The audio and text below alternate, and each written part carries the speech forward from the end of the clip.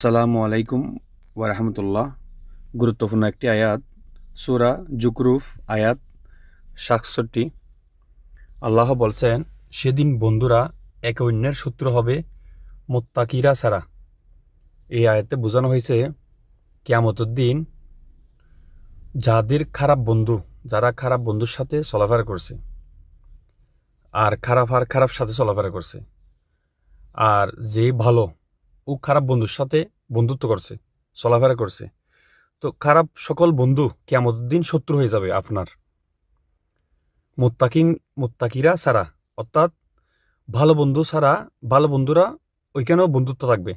ভালো বন্ধু মানে যারা কোরআন হাদিস মতো চলেছে, আলেম, তারপর ৫ ওয়াক্ত নামাজ পড়েছে, আল্লাহর পথে, আল্লাহ রসুল সাল্লাহ ইসলামের ওনার পথে চলেছেন, এরকম বন্ধুত্ব যদি করতে পারেন তাহলে এরকম বন্ধু দুনিয়াতে যেরকম থাকবে আখিরাতে সেরকম থাকবে, আপনাকে সাহায্য করতে পারে এরকম বন্ধু। সেই জন্য দেখে শুনে বন্ধুত্ব করেন।